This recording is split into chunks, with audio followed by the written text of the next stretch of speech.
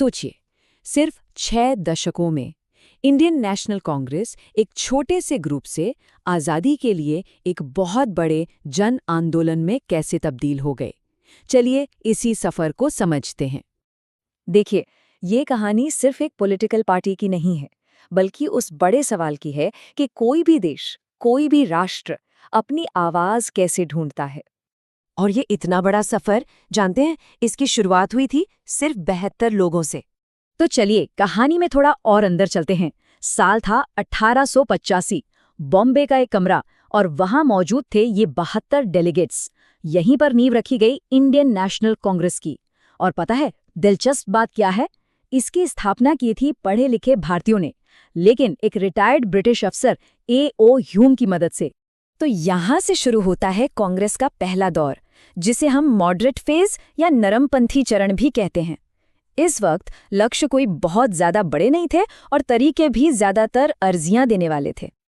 अब देखिए, इस स्लाइड में जो बात वाकई में दिलचस्प है वो ये है कि कांग्रेस ने अपने शुरुआती दिनों में ही कैसे सबको साथ लेकर चलने और एक राष्ट्रीय पहचान बनाने की नींव रख दी थी।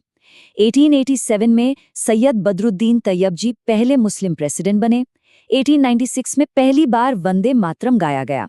और हाँ, 1901 में महात्मा गांधी भी पहली बार कांग्रेस के मंच पर दिखे। शुरुआती नेताओं में से एक थे दादा भाई नौरोजी, और उन्होंने राष्ट्रीय एकता को बढ़ावा देने के लिए एक बड़ी जबरदस्त रणनीति अपनाई थी। कांग्रेस के जो अधिवेशन होते थे वो देश के अलग अलग हिस्सों में रखे जाते थे, और अध्यक्ष हमेशा उस जगह से नहीं होता था जहां अधिवेशन हो रहा हो। कमाल है ना? चलिए अब कहानी में आगे बढ़ते हैं और देखते हैं कि चीजें कैसे बदलती हैं। 20वीं सदी की शुरुआत हुई और ब्रिटिश नीतियों के खिलाफ गुस्सा बढ़ने लगा, खासतौर पर 1905 में बंगाल के बंटवारे के बाद। बस इसी घटना ने स्वदेशी आंदोलन को जन्म दे दिया और कांग्रेस के अंदर जो दरारें थीं उन्हें और भी गहरा कर दिया। यहीं से पहला बड़ा टकराव पैदा हुआ। अब कांग्रेस के अंदर ही दो रास्ते बनने लगे। एक तरफ थे मॉडरेट्स या कह लें नरमपंथी। इनका मानना था कि भाई अर्जियों से, संवैधानिक सुधारों से काम बन जाएगा।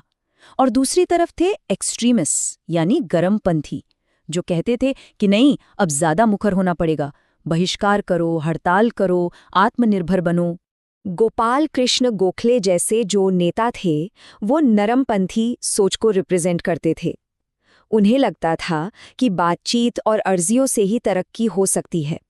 वहीं दूसरी तरफ बाल गंगाधर तिलक जैसे गरमपंथी नेता सीधी कार्रवाई पर जोर दे रहे थे।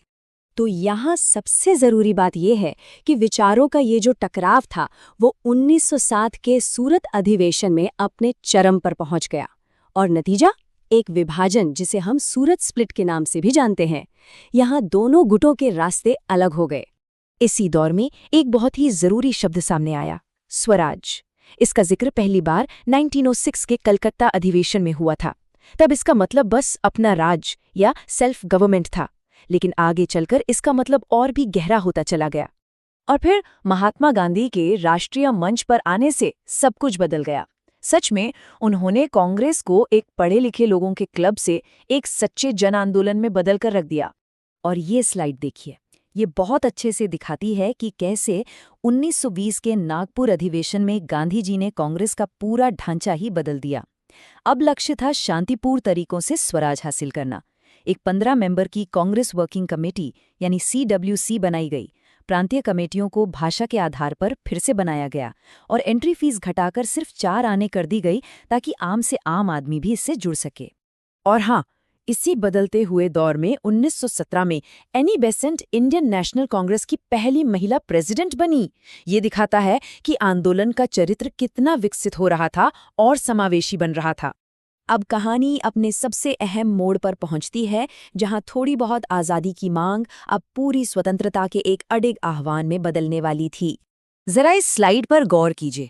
ये दिखाता है कि मांगें कैसे वक्त के साथ और तेज होती गईं। देखिए, 1906 में स्वराज बस एक लक्ष्य था, लेकिन फिर साइमन कमीशन का विरोध हुआ, जवाहरलाल नेहरू जैसे युवा नेताओं का दबाव बढ़ा, और 1927 आते आते पूर्ण राष्ट्रीय स्वतंत्रता कांग्रेस का मूल सिद्धांत बन गया। और फिर 1929 में तो अंग्रेजों को सीधा अल्टीमेटम दे दिया गया कि या तो हमें डोमिनियन स्टेटस दो, मतलब ब्रिटिश राज के अंदर ही स्वशासन, या फिर एक बिल्कुल नए आंदोलन के लिए तैयार हो जाओ। और फिर वो पल आया, 1929 का लाहौर अधिवेशन। यहाँ एक ऐतिहासिक घोषणा हुई, पूर्ण स्वराज। मतलब अब आधे अधूरे उपायों की कोई गुंजाइश नहीं थी। लक्ष्य सिर्फ और सिर्फ एक था, पूरी आजादी। इस घोषणा को एक ताकतवर प्रतीक बनाने के लिए 26 जनवरी 1930 की तारीख को पहले स्वतंत्रता दिवस के तौर पर तय किया गया और यहीं से सविनय अवज्ञा आंदोलन की शुरुआत करने का अधिकार भी मिल गया। लेकिन कांग्रेस सिर्फ ये नहीं बता रही थी कि वो किसके खिलाफ लड़ रही है, बल्कि ये भी साफ कर रही थी कि वो किस चीज के लिए लड़ रही है। एक आजाद भारत का पूरा खाका, एक ब्लूप्रिंट तैयार किया जा रहा था। 1931 का कराची प्रस्ताव एक तरह से अधिकारों का घोषणा पत्र था। इसमें सभा करने और संगठन बनाने की आज़ादी जैसे मौलिक अधिकारों की गारंटी दी गई। सभी वयस्कों को वोट देने का अधिकार यानी यूनिवर्सल एडल्ट फ्रेंचाइज की बात की गई और अल्पसंख्यकों की संस्कृति, भाषा और लिपि की सुरक्षा का वादा किया गया। राजनीतिक अधिकारों के साथ साथ नेशनल इकोनॉमिक प्रोग्राम में किसानों के लिए लगान कम करने, मजदूरों के लिए बेहतर तनख्वाह और काम करने के हालात बनाने और बड़े बड़े उद्योगों पर सरकार के कंट्रोल की भी बात की गई थी। ये दिखाता है कि सामाजिक और आर्थिक न्याय के लिए भी प्रतिबद्धता कितनी गहरी थी। दादा भाई नौरोजी से लेकर मोतीलाल नेहरू तक न जाने कितने ही नेताओं ने दशकों तक कांग्रेस को आकार दिया और 60 सालों में ये एक बहस करने वाली सोसाइटी से भारत की आज़ादी का सबसे बड़ा जरिया बन गई। तो कांग्रेस ने आज़ाद भारत के लिए एक खाका तो तैयार कर लिया था, लेकिन असली सवाल तो ये है कि क्या वो खाका देश बनाने की असली चुनौतियों का सामना कर सका? ये एक ऐसा सवाल है जिस पर सोचना बहुत ज़रूरी है।